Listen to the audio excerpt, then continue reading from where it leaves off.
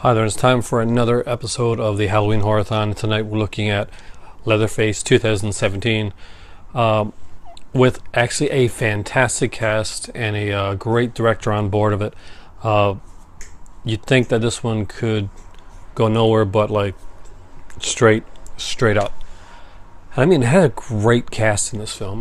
Basically, the film itself is about four teenage inmates who escaped from an asylum in Texas. The kidnapped nurse who's just started working there, she goes along with them, and one of the inmates will become Leatherface. That's pretty much the whole crux of the film. We first meet Leatherface in a in a sequence where he's just a little kid, but when they show them again, they're all much older.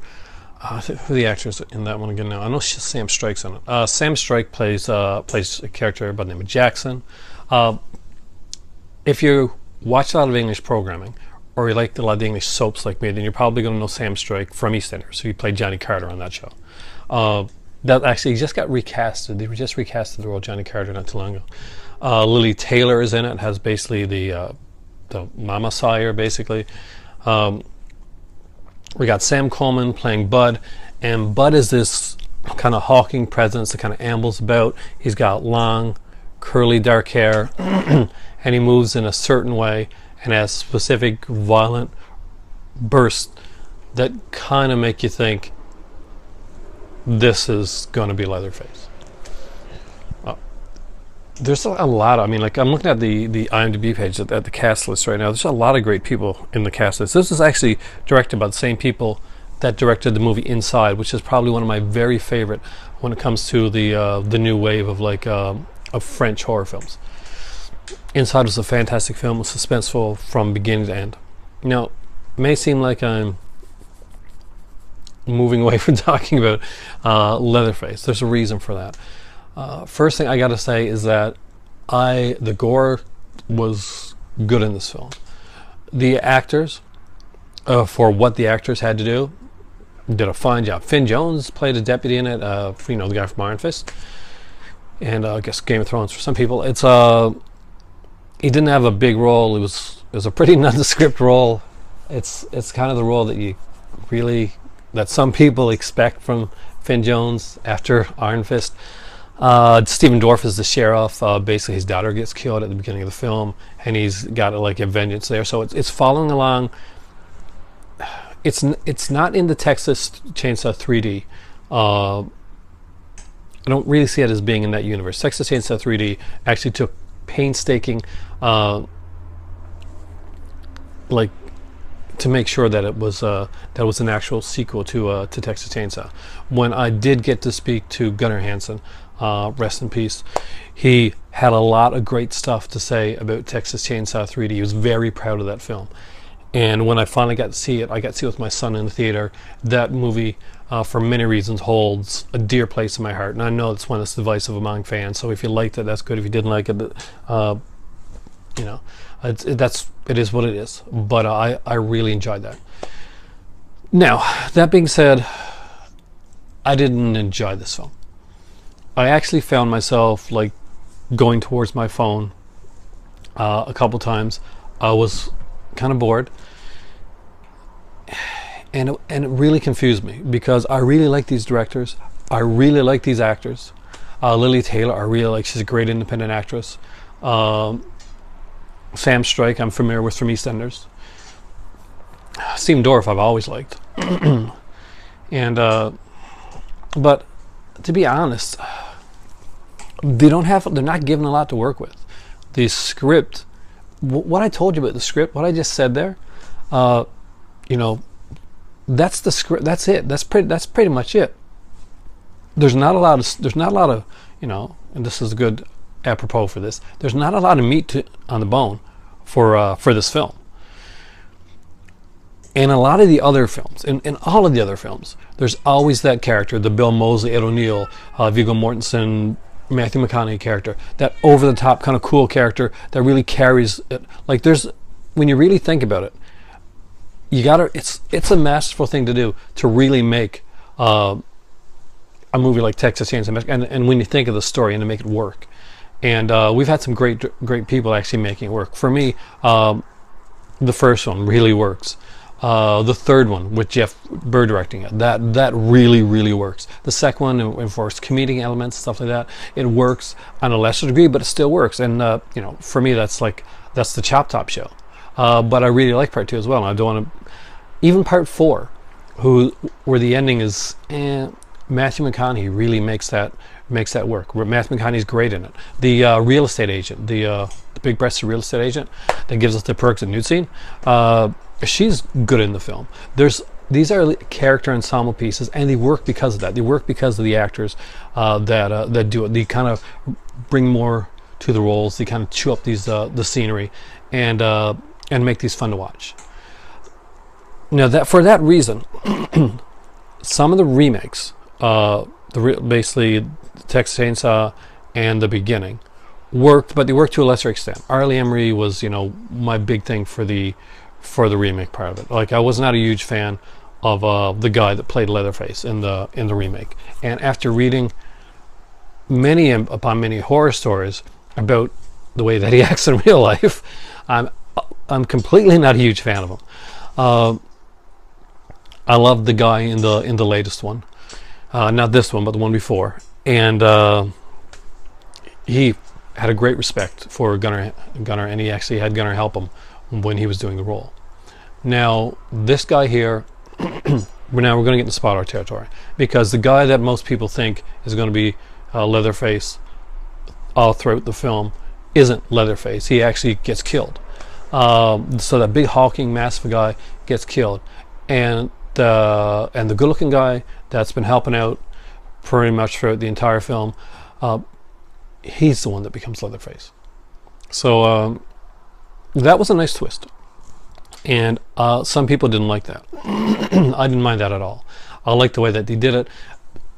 Pretty much, remember in like Texas Chainsaw Massacre at the beginning, when the face of Eric Balfour, I think it's Eric Balfour, gets cut off, and his character becomes pretty much the first. Is it Eric Balfour? Okay, the guy whose face gets cut off, and he becomes, Leatherface's first, his Leatherface mask. Like, we're getting the origin of that. Well, remember in the original film also when Leatherface had a female mask, with the lipstick and the eyeshadow and stuff on it.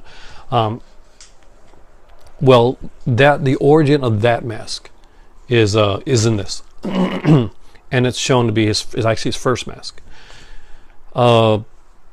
Since we're in total spoiler territory, the heroine of the story, the nurse, the one that follows him all the way through, when he does become part of the family, when he does finally pick up that chainsaw and cut into Stephen Dorff, when he finds her, he beheads her. And the very last thing we see on the screen is him sewing on her face, has that, and putting on the lipstick of that mask, which is a really cool scene. There's a few cool scenes within this film, but the film itself narratively is kind of a mess. The fact that they had such good actors and didn't utilize that,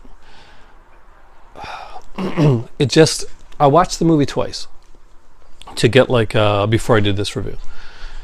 And because I had to, because the first time I watched it, I really couldn't. I was bored. There was a decent diner massacre scene that went by way too fast. The story between the vengeful sheriff and the Sawyer family didn't work the same as it did in Texas Chainsaw 3D. It worked much better in that one than it did in this. It's such a missed opportunity. I never thought I'd say this, but I'm going to say this. Here's a franchise Rob Zombie could legit come into and do some good with. He might go a little overboard, but he could definitely do some good with it, because the guys that did Inside, if you've seen the movie Inside, it's an incredible film. Couldn't make it work. The script was bad. There were some great ideas. They just never came across. There's some sparks within the film itself of like that is going to be good, but overall I didn't find it that great of a film. I was fairly bored with the film. Is it a bad film? Like, it's not an Astro Zombies or anything like that. No, it's not. It's nothing like that. It does have a decent cast. The guy that plays Jackson, revealed to be Leatherface, he's really good. And the guy that plays the guy that you think is going to be Leatherface, he's also really good for what he has to do. But that character, that Ed O'Neill, that Matthew McConaughey, that Bill Moseley type of character isn't there, and he's missed. He's really, really missed.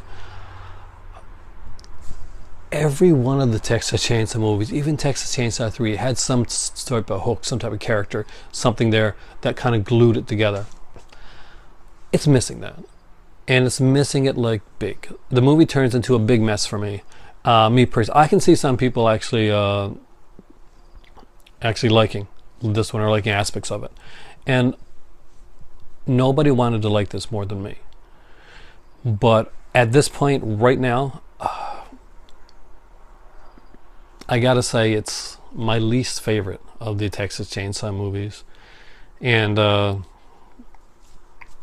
it goes beneath the Next Generation. Because at least the Next Generation had Matthew McConaughey in.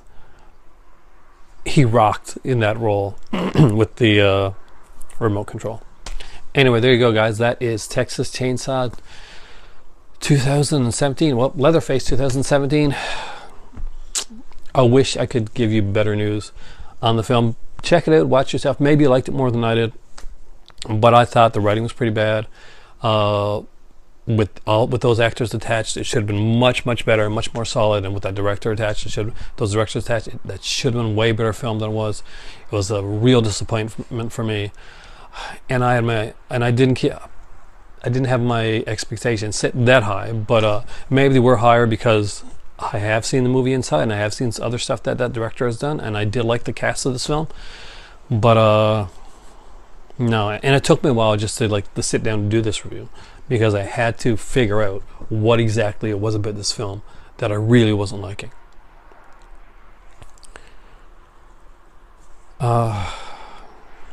It's a disappointment, but who knows? I'll rewatch it again down the road and see if I can get it with fresh eyes and see if I can get anything else out of it. But at this point, Leatherface, the 2017 film, it's a if you got the rest of them, get it. You know, it's completist type thing. But for me, it wasn't a fun film. It was a painful watch. Thanks for watching. Happy Halloween Horrorthon. I'll be coming back with some more reviews for you. Let me know what you guys thought of the movie down below. Maybe you had a different take on it, or maybe you saw something that I didn't see. I'm always up for from seeing different perspectives of films, so that way if I ever go in and watch it again, I can actually see it through different eyes. Though, I'll tell you one thing. No matter what perspective you have for Halloween 2 that Rob Zombie made, I still hate that film. Thanks for watching. Happy Halloween, and for me right now, it's time for tea. Have a great day.